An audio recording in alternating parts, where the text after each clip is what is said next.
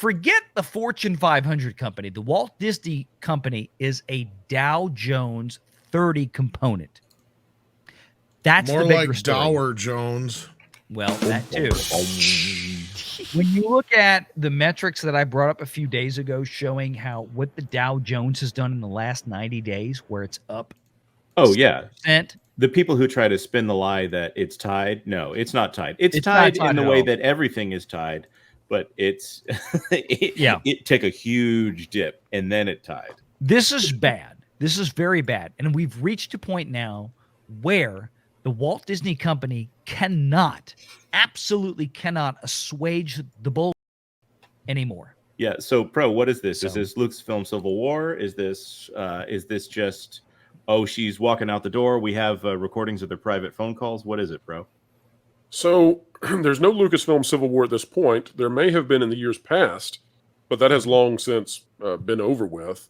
Essentially, what has happened at Lucasfilm is that Kathleen Kennedy utterly won if there ever was any kind of conflict behind the studio, because she brought in so many people who are sycophants and ideologues, partisans with her.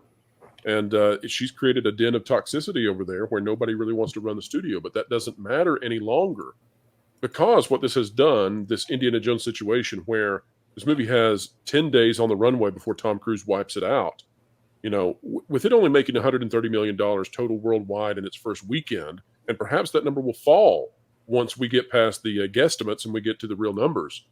But it's got one more weekend, and that's it. And so you could be looking at a film that really struggles to hit $350 million total. Now that's amazing for what was once one of the most iconic and popular action heroes of all time, from one of the most iconic and exciting actors of all time. What makes this so untenable for Kathleen Kennedy to actually stay, though, is that she currently is overseeing 3 different Star Wars movies.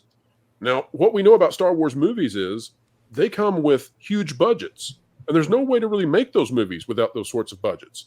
And so the question for Disney becomes, can they possibly keep her on, even as a figurehead, with the understanding that they're going to potentially take these sorts of losses back to back to back? In the past, the company has been very hesitant to take this sort of a major public relations loss and financial loss that damages the entire studio and company, etc. You might remember back to John Carter of Mars. You might remember back to some of those cartoons like the Treasure Planet that really changed the entire paradigm behind the company and what they were doing. We've now seen this back to back to back. And it's not just the situation they have at Lucasfilm.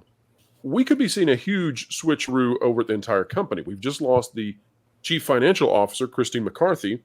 We've lost the chief diversity officer in Tom Newton within 1 week. Those, by the way, were some of the best proponents of Kathleen Kennedy at the company. Now she's down to Dana Walden, who could be the next CEO, is in the running. But who knows? She's got Bergman against her is what we're hearing. We're hearing, again, that these meetings were going late into the night at Burbank as they realized that the walk-up traffic was not breaking in their direction. The other thing that we've broken on this show live tonight is that apparently the locations they were using for the surveys to send back the information digitally in an unprecedented move to try to get as much survey data as possible right off the first night, they didn't have a large enough sample size because there weren't big enough audiences to even get the data. It's amazing.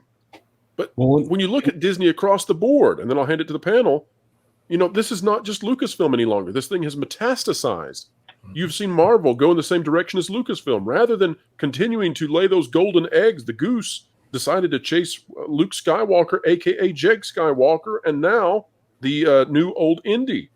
And therefore, Marvel has gone down this postmodern wokeism that has destroyed it. We've got the Marvels coming up. Looking at what Indy has done, the Marvels, there's no telling how poorly this thing will perform. The Guardians of the Galaxy Volume 3 is the only film that we see that could possibly be a break-even point for Disney this year, and the person who's working on it or who worked on it is going over to the competition. You've got Elemental out of Pixar, which is a total bust, a total bomb, and continues that trend out of Disney Animation. They have to make some sort of major course change.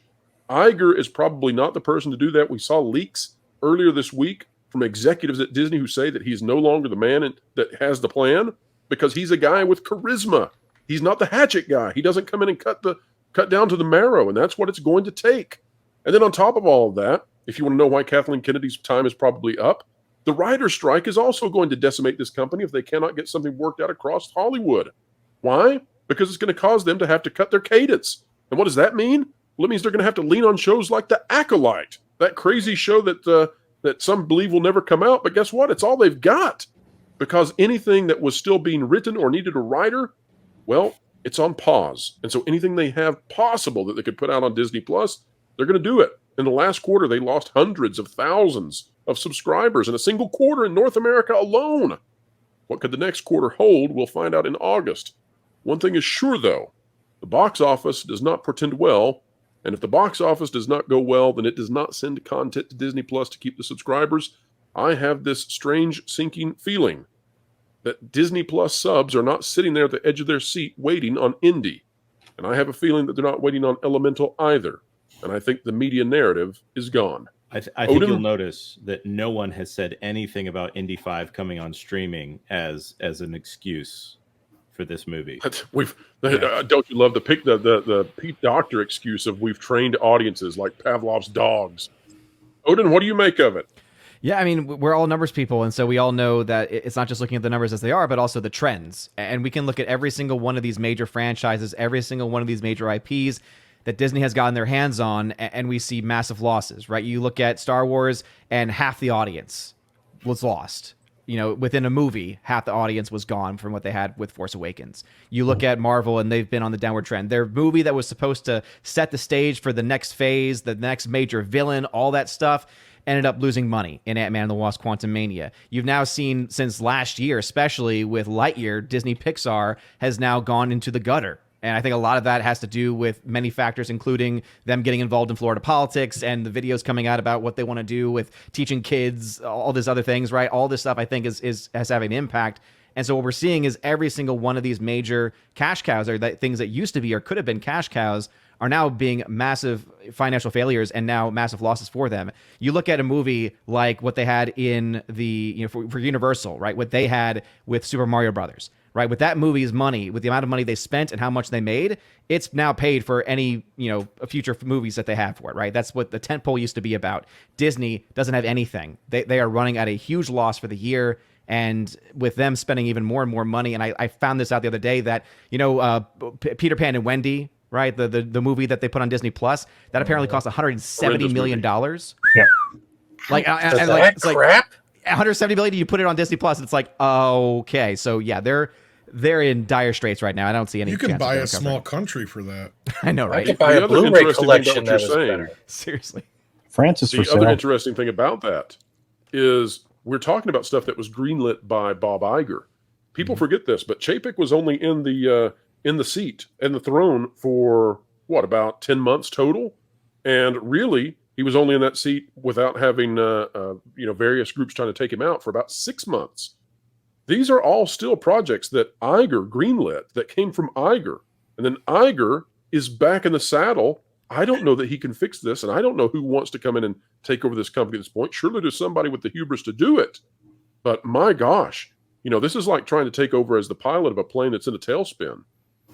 Well, you took the most powerful media company in a matter of years through a lot of forced initiatives that, Odin already Reimagine Tomorrow.